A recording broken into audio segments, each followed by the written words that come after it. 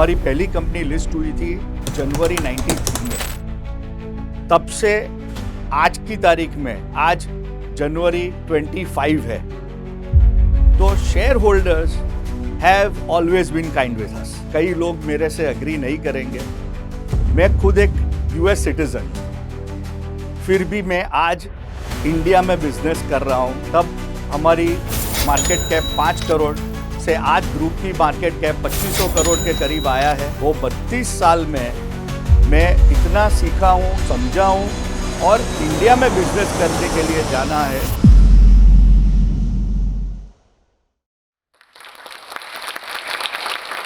नमस्कार, मैं शालिन शाह, रहतान टीएमटी का मैनेजिंग डायरेक्टर आज आपके साथ उपस्थित हुआ हूँ मेरी लाइफ जर्नी और बिजनेस के प्रोग्रेस को शेयर करने के लिए।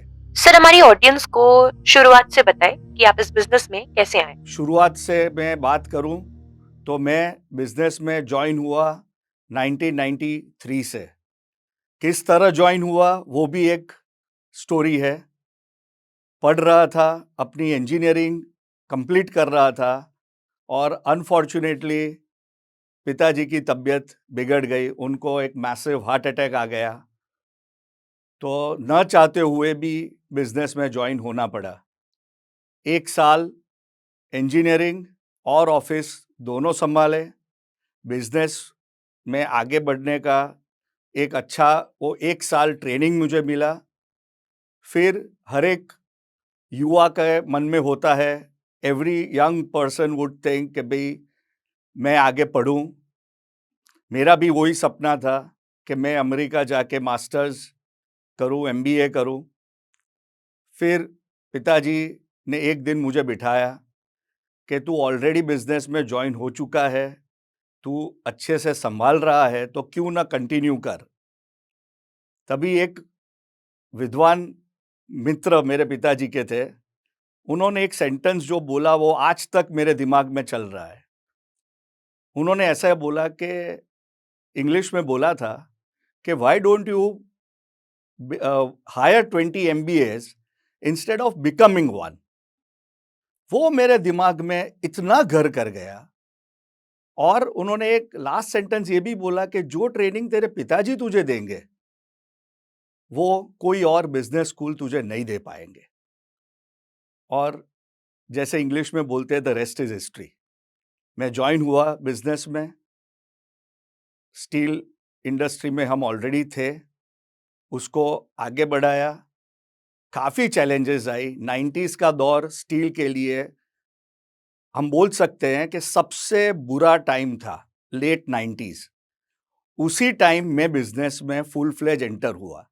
तो जो स्ट्रगल मुझे शुरुआत में मिली वो आई डोंट थिंक, मुझे नहीं लग रहा है कि किसी और को ऐसा प्लेटफॉर्म इनिशियल मिलना चाहिए मार्केट कंडीशन का।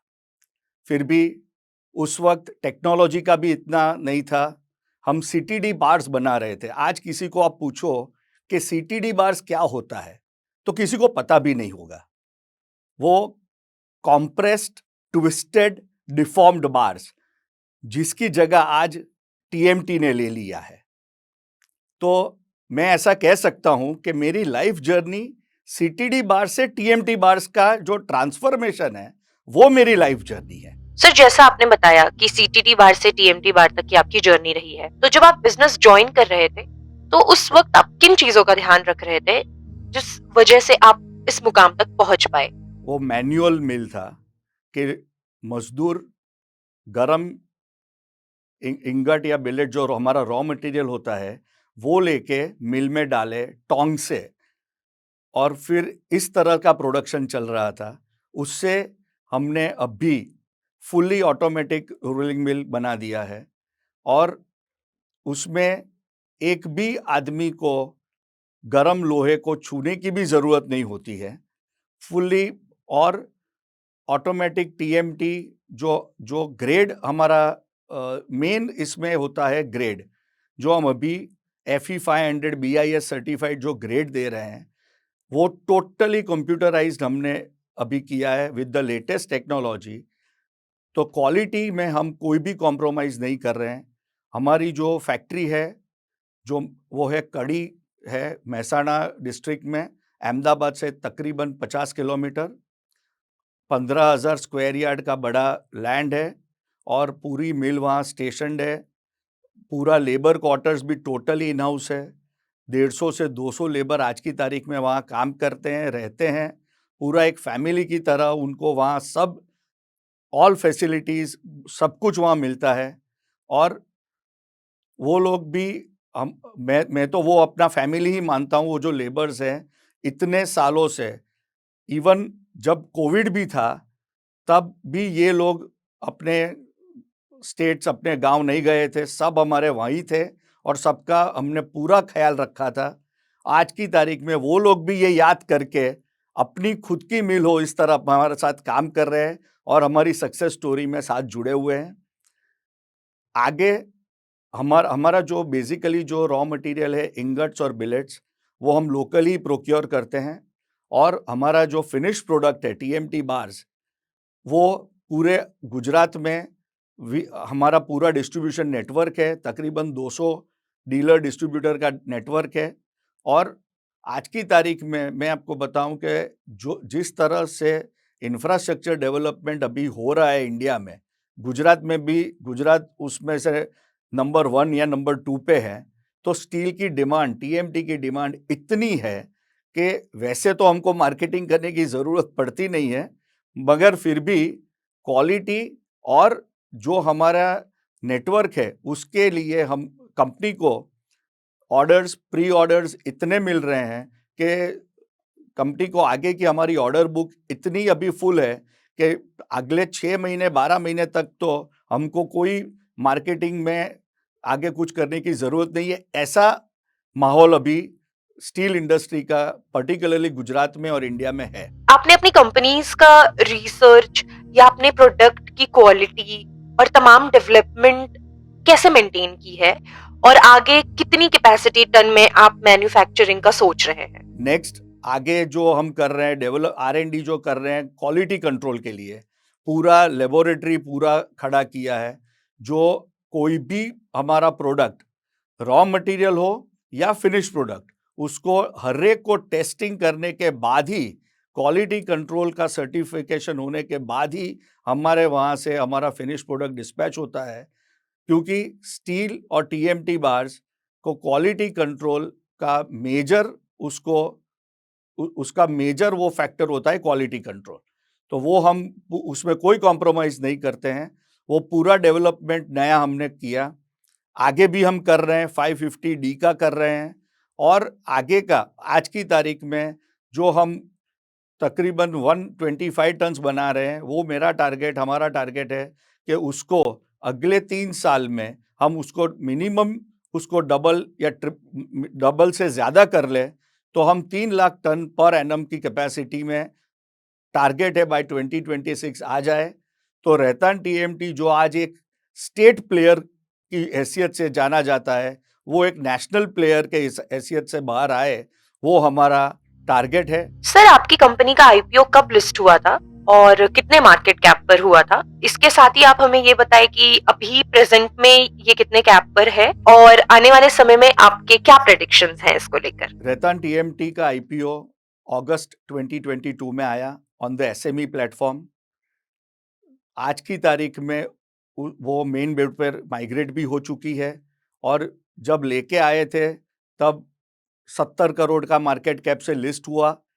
आज 1800 करोड़ की मार्केट कैप पे हम पहुंच गए हैं। हमने जो वादा किया था इन्वेस्टर्स को उस वक्त, मैं ऐसा बोल सकता हूं कि we have passed through flying colours. हमारे रिजल्ट्स जो दिख रहे हैं वही बता रहे हैं कि हमने जो 24 का रिजल्ट्स जो दिया शेयर होल्डर्स को, 25 का भी मेरा अनुमान है कि वो भी अच्छे ही रहेंगे। तो share holders have been beneficial for it and they have been more than happy, we have been more than happy कि रैतान का जो जर्नी अगस्त 2022 में स्टार्ट हुआ, आज जनवरी 25 में मल्टीपल फोल्ड्स, आज Rhetan has become one of the biggest players in the state of Gujarat. By way of market cap आप देखो स्टील टीएमटी लिस्टेड कंपनीज में, या by way of sales in the market, we are one of the leading players in the state of Gujarat. और हमारा यही M है कि मैं नेक्स्ट टाइम आपके साथ आऊं तो we will be the leading player in the country. Sir, हम आपसे जानना चाहेंगे कि आपकी बिजनेस जर्नी का सक्सेस मंत्र क्या रहा है? एक मेरा मोटो जो है कि हमारी पहली कंपनी लिस्ट हुई थी जनवरी 93 में, तब से आज की तारीख में, आज जनवरी 25 है, तो share holders have always been kind with us, with my dad and with मी।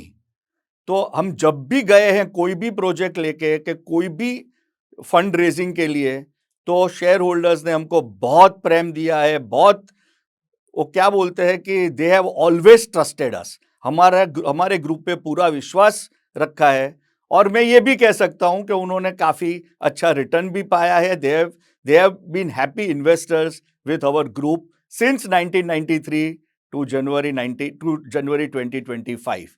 यही हमारा सक्सेस का मोटो है, सक्सेस का सीक्रेट है कि share holders have been kind with us, so fund raising for our group has never been a problem. Sir, जैसा आपने बताया कि आपकी ग्रुप ऑफ कंपनीज हैं जिसमें 5 लिस्टेड कंपनीज हैं, हमें प्लीज इसके बारे में बताएं। हमारे ग्रुप के बारे में मैं ये बता सकता हूँ कि हम एक डाइवर्सिफाइड ग्रुप है, oil and gas, chemicals, steel and अभी सोलर में हम डाइवर्सिफाई कर रहे हैं।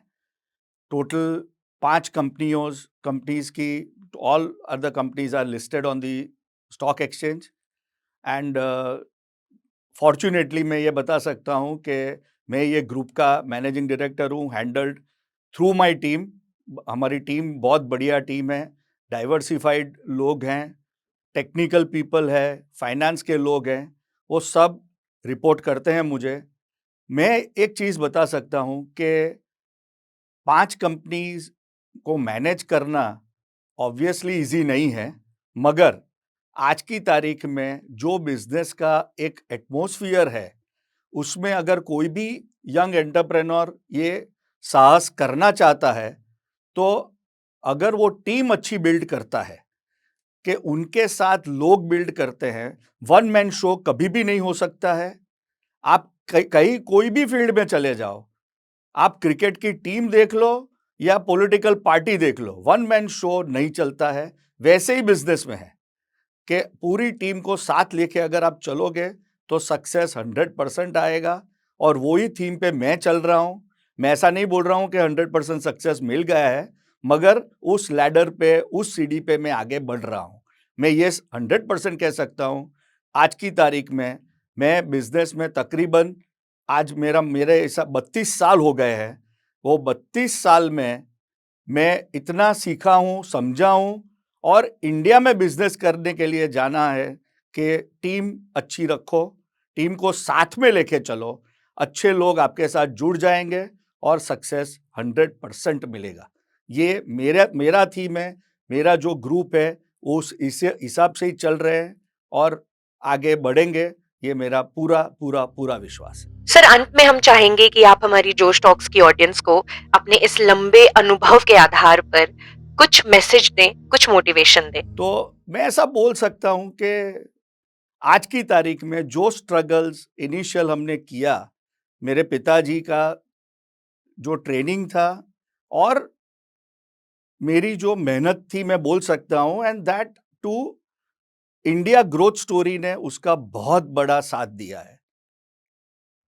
मैं आप लोग को ये भी बताऊं, कई लोग मेरे से एग्री नहीं करेंगे, मैं खुद एक यूएस सिटीजन हूं, फिर भी मैं आज इंडिया में बिजनेस कर रहा हूं। एंड मैं इतना बोल सकता हूं कि I am a very proud Indian by heart, by lineage, not by birth, but I am an Indian. और मैं ये बोस्ट करता हूं कि आज की तारीख में इंडिया जैसा कोई प्रोग्रेसिव नेशन है ही नहीं। तो दोस्तों, ये मेरी जर्नी थी।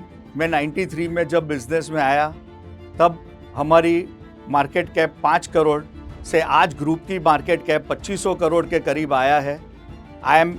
मैं बहुत खुश हूँ कि ये प्रोग्रेस हुआ है। और मेरा अकेले का नहीं है, मैंने पहले भी बताया, मेरी पूरी टीम, शेयर होल्डर्स, सबके साथ मिलके ये सक्सेस हुआ है और आगे भी हम बढ़ते रहेंगे, यही मेरी उम्मीद है।